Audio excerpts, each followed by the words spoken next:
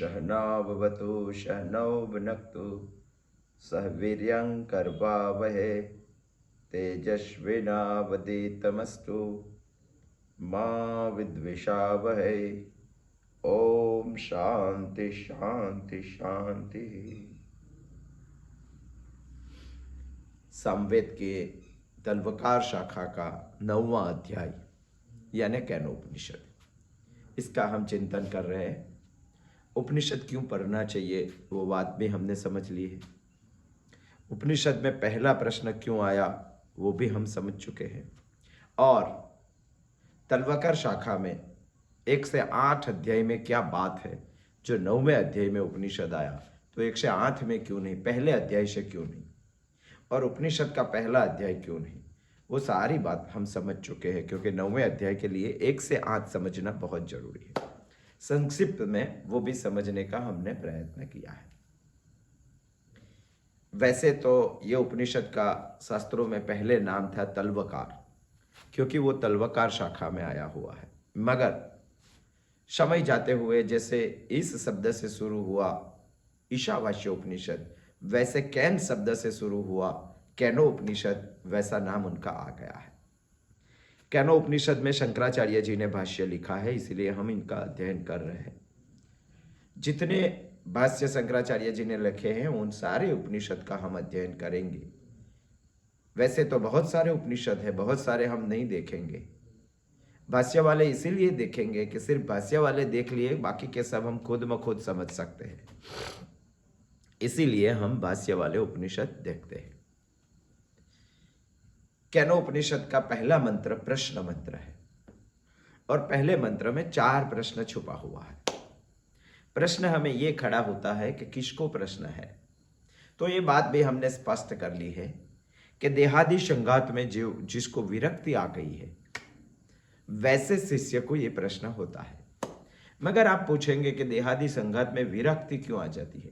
देहादि संघात माने इंद्रिय, मन, बुद्धि, वो सब बातें, कर्मेंद्रिय, ज्ञानेंद्रिय, मन, बुद्धि, वो सब बातें देहादि संघात में आती है।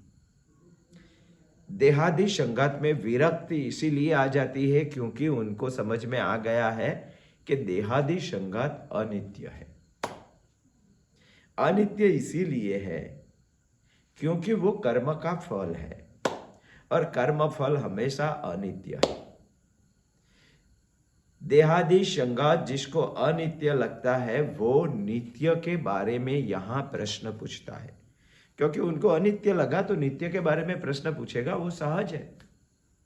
वैसे शिष्य जो मुमुक्षु है, मुक्ति की जिसको इच्छा है और देहादि संघात से जो विरक्त है, वही शिष्य नित्य के बारे में प्रश्न पूछता है। पहला प्रश्न है केने सितम पतति प्रेषितम मनः।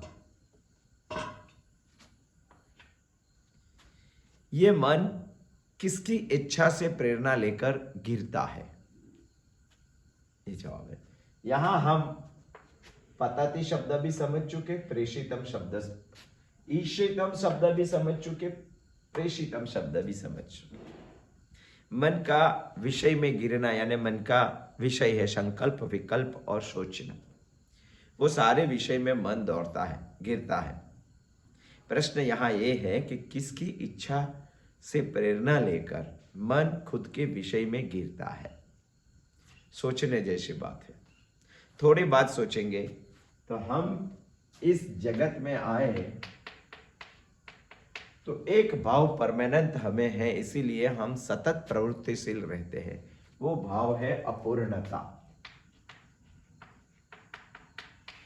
न्यूनता। प्रत्येक सेकंड हमें न्यूनता सालती है, इसीलिए हम पूर्ण होने का प्रयत्न कर रहे हैं। पूर्ण होने का 2 प्रयत्न है। एक में पूर्ण नहीं होते मगर भ्रांति है, फिर भी हम इसके पीछे लगे रहते हैं। एक में पूर्णतः पूर्ण हो सकते हैं मगर वो सत्य बात किसी को समझ में नहीं आती है। एक है वासना, दूसरा है वासुदेव। एक है काम, दूसरा है राम।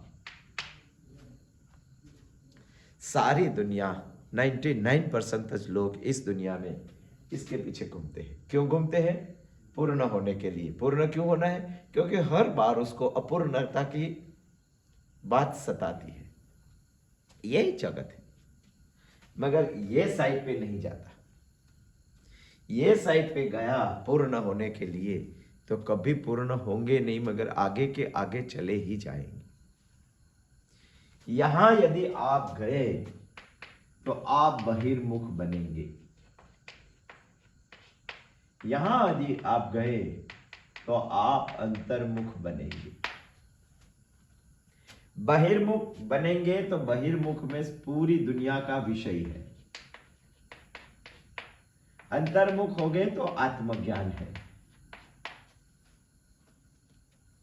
आपको अंदर जाना है कि बाहर जाना है, वही बात हमें उपनिषद कुछ समझाने की कोशिश कर रहा है। क्योंकि हमें प्रश्न होता है, किसकी इच्छा से प्रेरणा लेकर मन गिरता है।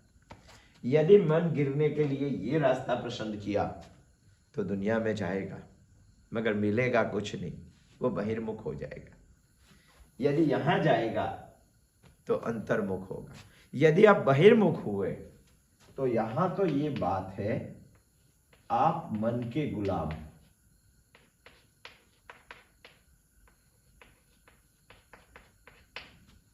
यदि आप बहिर्मुख हुए तो आपको ऐसा लगेगा ही नहीं कि मन गिरता है। दौड़ता है शब्द नहीं है यहां, गिर जाता है यानी अधपतित होता है।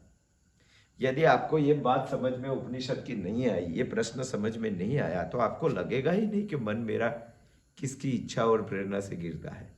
गिर जाता है, उठता नहीं। इसीलिए यहां पतति शब्द है, गच्छति शब्द नहीं है। गिर जाता है किसकी इच्छा से और प्रेरणा से। मन यदि ये साइड में गिरा तो हमें ऐसा लगता है कि मन मेरी बात सब समझता है। हम ऐसी भ्रांति में हैं कि मन मेरा गुलाम है। ऐसा नहीं है, आप मन के गुलाम हैं। मन जैसे सोचते हैं वैसे आप करते हैं। मन जैसे नचाते हैं वैसे आप नाचते हैं। कभी भी मन के साथ आपका संघर्ष नहीं होता।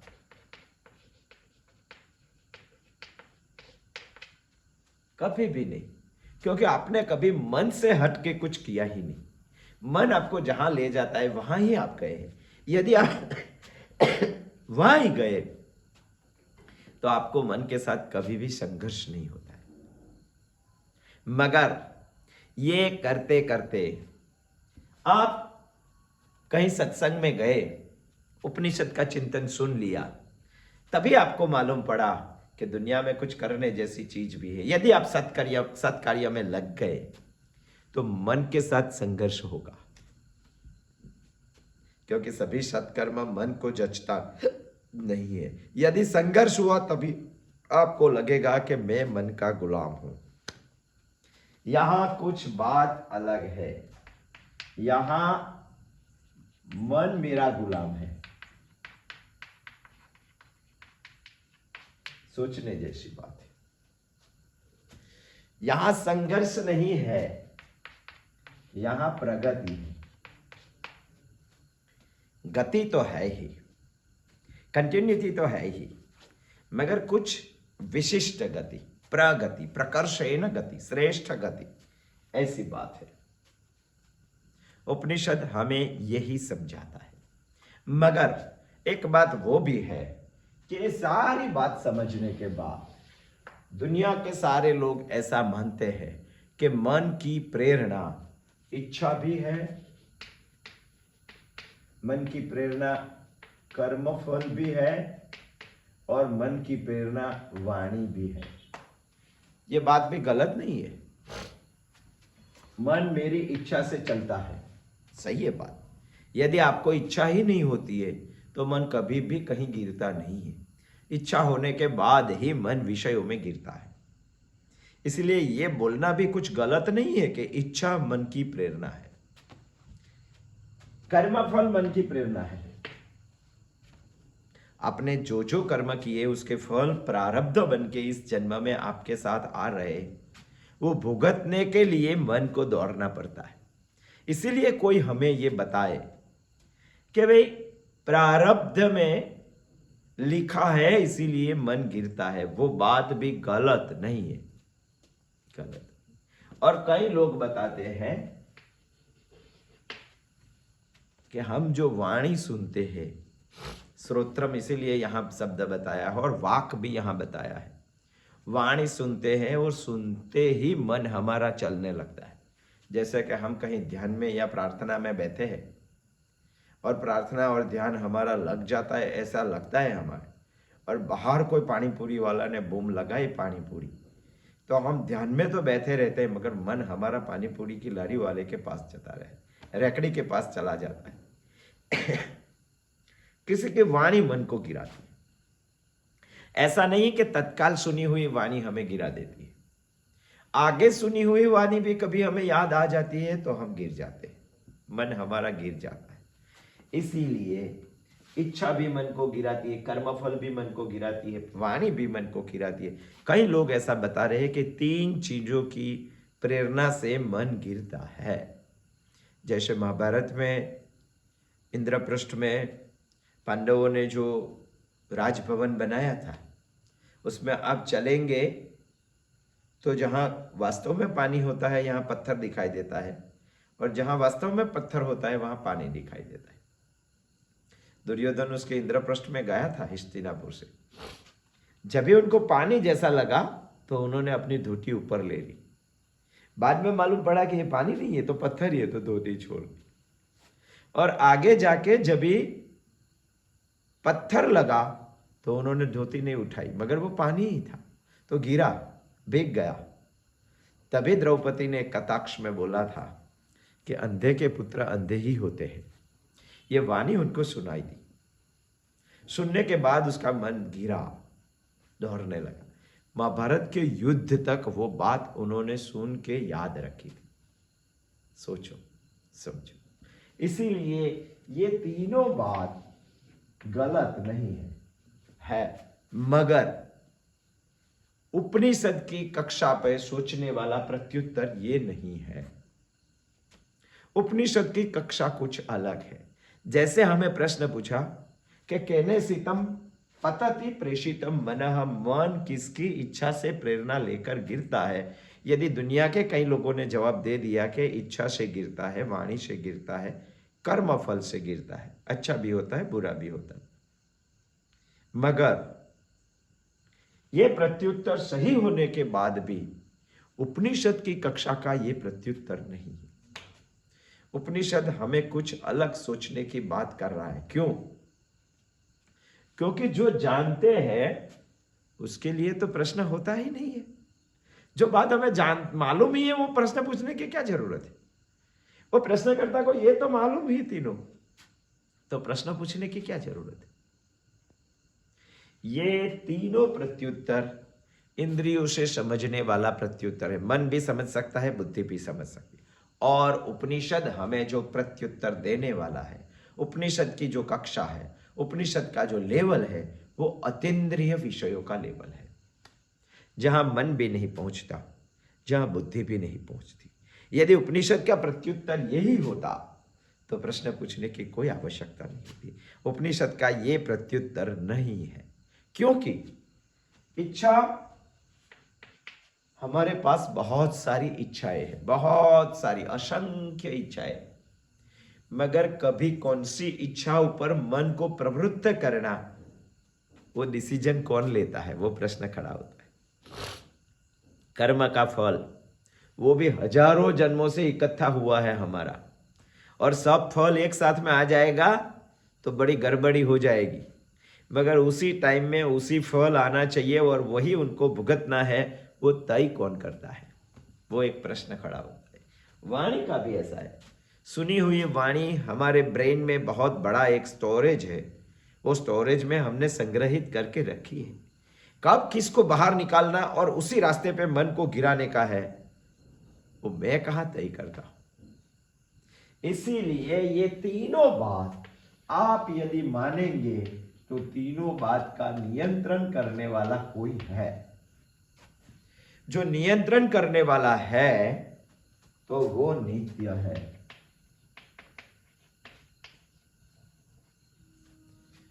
जो नित्य है, तो इनके बारे में ये प्रश्नकर्ता का प्रश्न है।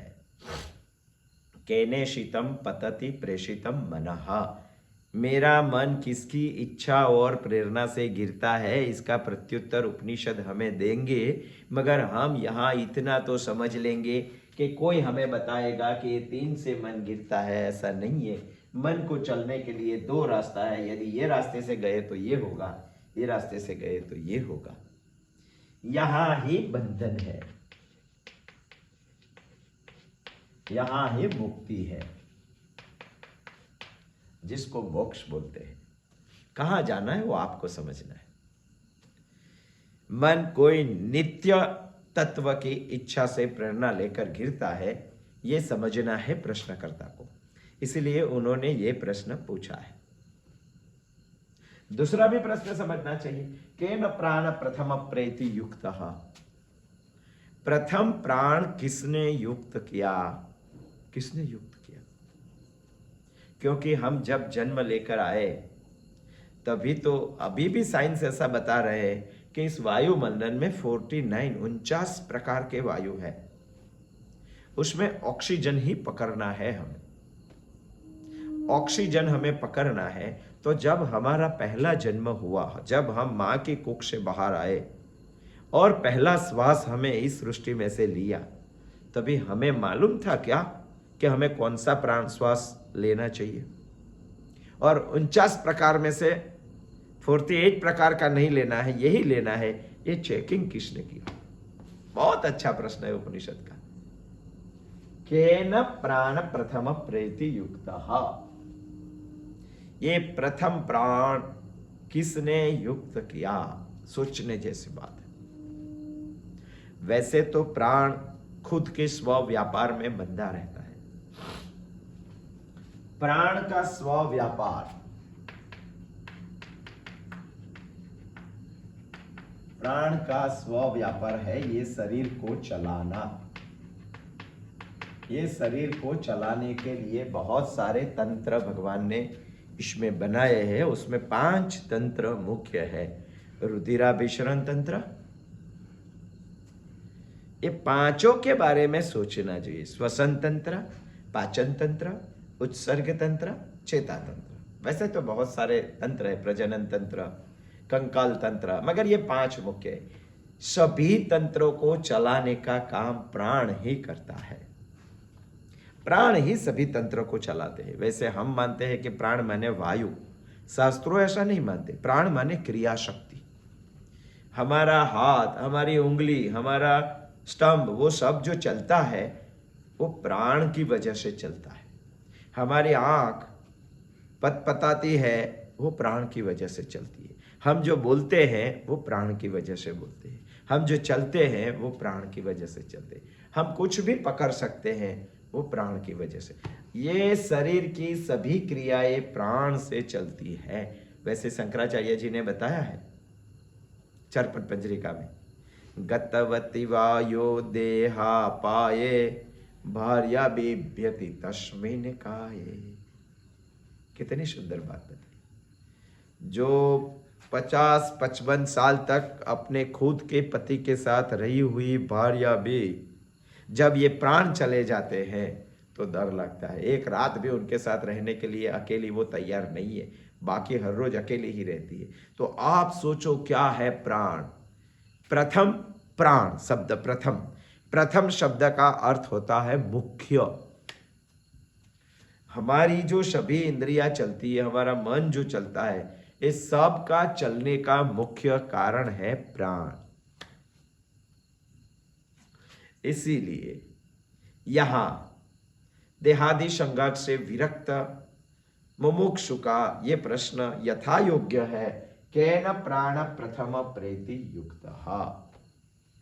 प्राण किसकी, प्रथम प्राण किससे युक्त होता है?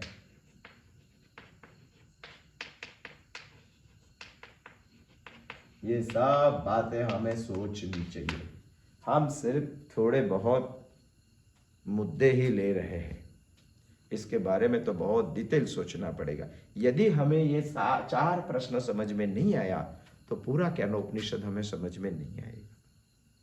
प्रश्न पूछने वाला कौन है, किस स्थिति में प्रश्न पूछा है, उनकी मनस्थिति क्या है, वो यदि हमने समझ लिया, और ये सारे प्रश्न उन्होंने तो पूछ लिया, हमें क्या जरूरत है, ये सारी बात यदि हमने समझ लिया तो केनोपनिषद भी हमारे साथ बोलेगा।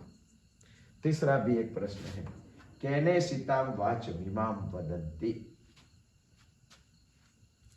किसकी सत्ता से ये वाणी वदती है, वाक हमारी कैसे चलती है, हमें भी सोचना चाहिए। हम बोलते हैं इतने फास्ट, बोलने के लिए भगवान ने यहाँ यंत्र रखा है, एक ही यंत्र में से हवा निकलती है, कहाँ से हवा आती है, कितनी ताकत से हवा आती है, कहाँ हमारी जिह्वा का टच होता है, बाद में कौन से शब्द बोलना है, कितना क्रिटिकल है बोलना, मगर कितना फास्ट चलता है बोलना। हमारा ब्रेन के साथ इनका सर्कुलेशन कैसा है, मगज में जो विचार आता है तुरंत विचार स्फुरता है, विचार स्फुरने के बाद तुरंत ऑर्डर होता है कि हमें अभी त बोलना है, तो जिह्वा को दंत्य के साथ टच होना पड़ेगा और इतनी ही हवा निकालनी है जैसे त का उच्चारण हो सके। बहुत सोचने जैसी बात है। केने सीताम वाच मिमाम वदंती, हम नहीं बोलते हैं। वैसे तो आप यंत्र भी बना सकते हैं, इसमें से हवा निकाल के वैसा बनाकर कुछ बोलने का है तो बोल सकते हैं, मगर ऐसा आज तक दुनिया में कोई यंत्र नहीं निकला है। हमारी आवाज रिकॉर्ड करके कोई बोल सकता है, मगर कोई यंत्र खुद में खुद ऐसा बोल सके। बहुत अच्छा प्रश्न है ये पूछने का, इसका प्रत्युत्तर भी हमें मिलना चाहिए। आपको मानना ही पड़ेगा कि ये वाणी भी ईश्वर ही चला रहा है, जो नित्य है वो। यदि ईश्वर चला रहा है तो आपका एक प्रश्न होगा कि दुनिया में कई लोग कटाक्षपूर्ण वाणी बोलते हैं, तो वो क्यों, ईश्वर बोलता है क्या? हाँ, कई जगह पे नरसिंह मेहता को कटाक्ष किया था उसकी भाभी ने, तो कटाक्ष में ही उसको ईश्वर मिल गया है। कई जगह पे कटाक्ष भी जरूर है, ईश्वर ही करवाता है कटाक्ष। महाराष्ट्र में कोई रामा शास्त्री नाम के धारा शास्त्री न्याय जस्टिस है, बहुत बड़ा है। वो किसी सेठ के घर पे काम कर रहा था, सेठ ने कुछ मेहनत तोड़ा लगाया और पढ़ाई की और बहुत बड़ा न्यायाधीश बन गया। मेणा भी हमें कुछ कर रहा है, चाणक्य भी वैसे ही आगे आया है, बहुत कुछ आगे जाना है हमें। इसलिए ऐसा मत सोचो। कई लोग तो बोल रहे हैं कि गाली भी हम तो बोलते हैं, तो ईश्वर बोल रहा है क्या? हम ऐसा तो नहीं कर सकते, गाली का समर्थन तो नहीं दे सकते, मगर अब गाली के बारे में भी सोचना चाहिए, उसका भी एक तत्व ज्ञान है। आपने कभी भी गालिया के बारे में कोई डिक्शनरी देखी नहीं है? देखिए क्या डिक्शनरी में उसकी अर्थ है कोई कई जगह पे? अच्छा, कोई स्कूल में गाली पढ़ाई जाती नहीं है। तीसरी बात, कोई ऋषि ने और साहित्यकर्ता ने गाली का कभी भी समर्थन नहीं किया है। चौथी बात, हमारी भी इच्छा है कि हम गाली न बोलें, फिर भी गाली बोली जाती है कि नहीं? डिक्शनरी नहीं है, किसी ने समर्थन नहीं किया है, हमारी इच्छा नहीं है, कोई स्कूल में पढ़ाया नहीं जाता है, फिर भी मेरा बच्चा बोल लेता है। हमारी गाली यानी ऋषि का शाप। सारी की बात है। परम पूज्य दादाजी बता रहे हैं कि ये गाली तो किसी ऋषि ने संशोधन करके हमें दी है, ऐसा लगता है। क्योंकि यदि हमें किसके ऊपर क्रोध आ गया तो हम शस्त्र उठा के उसको मारने लगेंगे, मगर ये क्रोध को शस्त्र के बगैर भी समित करना है तो गाली का प्रयोग करते हैं हम। अच्छी है कि नहीं है? महाभारत युद्ध में अर्जुन के गांडीव की निंदा जब युधिष्ठिर ने की है, तभी अर्जुन युधिष्ठिर को मारने के लिए चला जाता है। उसकी प्रतिज्ञा थी कि जो गांडीव की निंदा करेगा उसको मारेंगे। कृष्ण भगवान ने बताया कि उसको गाली दे दो, निंदा कर दो, उसकी मृत्यु हो जाएगा। ऐसा नहीं कि शस्त्र से ही मारने का। और उसको निंदा करके बाद में उसको लगा कि मुझे मर जाना चाहिए, तो भगवान ने कहा कि तू आत्मश्रद्धा कर दे, तेरा ही कुछ अच्छी बातें सबको बता, तेरा मृत्यु हो जाएगा। कैसा सरल रास्ता भगवान ने बताया। मगर गुस्से को नियंत्रित करने के लिए वाणी में गाली भी आती है। मानना ही पड़ेगा कि वाणी ईश्वर से ही बोली जाती है, दूसरा कोई रास्ता नहीं। चौथा प्रश्न है, चक्षुश्रोत्रम कौ देवा युनक्ति ही। कौन सा प्रसिद्ध देव नेत्र और कर्ण को नियुक्त करता है? यहां चक्षु का विषय है रूप, यहां श्रोत्र का विषय है शब्द। श्रोत्र माने कान, चक्षु माने आंख, ये दोनों का विषय है। और दूसरा शब्द है यहां देव। देव का अर्थ है द्योतमान। द्योतमान यानी प्रकाशवान, प्रेरणा देने वाला। सीधा प्रश्न यहाँ ये है कि हमारी चक्षु इंद्रिय और कर्णेंद्रिय को कौन सा देव प्रकाश प्रेरणा देता है? बहुत अच्छा प्रश्न है। मैं यहां तीन बात हो सकती है, जड़ और चेतन। दो बात हो सकती है। चेतन में मैं है, दो है, मैं हूं, भगवान है। ये सारे प्रश्न के बारे में सोचेंगे तो जड़ चलाता है क्या? आपको मानना ही पड़ेगा कि ये नहीं चलाता। चेतन की ओर जाना पड़ेगा। चेतन में दो ऑप्शन आते हैं, मैं चलाता हूं क्या? आपको मानना ही पड़ेगा कि मैं नहीं चलाता। तभी एक ही सही जवाब है, ईश्वर चलाता है। मेरे मन को कौन किसकी इच्छा और प्रेरणा से गिरता है? ईश्वर। यही जवाब कैनो उपनिषद देने वाला है। विशिष्ट पद्धति है कैनो उपनिषद की। प्रश्न तो पूछा है, पर प्रश्न में ही प्रत्युत्तर है, वो हमें समझना पड़ेगा। हमारे पास ये जवाब तो नहीं है, तो यही जवाब है। जैसे शास्त्रों में बताता है, पीना देवदत्ता दिया न भूंगते। देवदत्त नामनो लथम भारती दिन को खाते नहीं है। अरे दिन को बिल्कुल खाता नहीं है, फिर भी वो लथम भारती क्यों है? तो उसका प्रत्युत्तर है, वो रात को खाता ही होगा, दिन को नहीं खाता है। कौन चलाता है? यदि ये दो नहीं चलाते हैं तो इसको आपको मानना ही पड़ेगा। और इसके बारे में ही उपनिषद हमें बात बताना चाहते हैं। कुछ अलग तरह से प्रत्युत्तर उपनिषद हमें देना चाहते हैं। कई बात हमें सीधी समझ में नहीं आती है और सीधी स्वीकृति भी नहीं करते हैं, तभी उपनिषद वैसे प्रश्न पूछते हैं।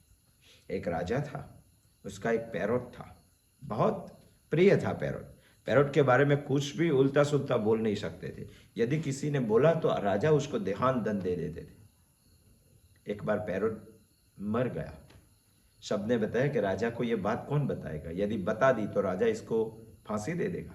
तभी एक विदूषक था, उन्होंने बताया कि मैं बताता हूं। उन्होंने राजा को जाके बताया कि राजा जी, आपको बहुत प्रिय है पैरोट, पोपट बहुत प्रिय है, अच्छा भी है। राजा ने पूछा क्या कर रहा है? वो सो गया है, उसके दोनों पांव लंबे हो गए, उसके पंख चौड़े हो गए, उसकी गर्दन मुड़ गई है, आंखें बंद हो गई है। तो राजा ने बताया कि ये सारा वर्णन तो ऐसा बताता है जैसे पोपट मर गया है। तो विदूषक ने बताया कि राजा जी सही बात है, मगर मैं कैसे बोल सकूं कि आपका पोपट मर गया? आप बोले तो सही है, मगर मैं नहीं बोल सकता। उसको प्रत्युत्तर, प्रश्न राजा को पूछा, प्रत्युत्तर राजा के पास से ही निकाला। वैसे उपनिषद हमें प्रश्न पूछ रही है, प्रश्न का प्रत्युत्तर हमारे पास ही है, वो हमें अभी उपनिषद बताएगी। मगर ये चार प्रश्न क्यों? यहां एक प्रश्न है मन के बारे में, दूसरा प्रश्न है प्राण के बारे में, तीसरा प्रश्न है वाक के बारे में, और चौथा प्रश्न है चक्षु एंड स्तोत्र के बारे में। यहां सबका नाम नहीं लिया जाता है, इसी के लिए कुछ प्रतिद्योतक नाम दिया गया है। यहां शब्दों के यहां अंतःकरण बताना है उपनिषद को, मगर पूरा अंतःकरण में तो मन भी आती है, बुद्धि भी आती है, चित्त भी आता है, अहंकार भी आता है, ये सब नहीं बता सकते। इसीलिए उपलक्षण स्वरूप सिर्फ मन बताया है। यहां पंच प्राण है, मगर पांचों प्राण का नाम उपनिषद लेने से मंत्र बहुत बड़ा हो जाता है, मगर हमें समझना है पांच प्राण ही। ये समझने के लिए उपनिषद ने यहां उपलक्षण स्वरूप प्राण शब्द बताया है। यहां कर्मेंद्रिय है, पांच कर्मेंद्रिय है,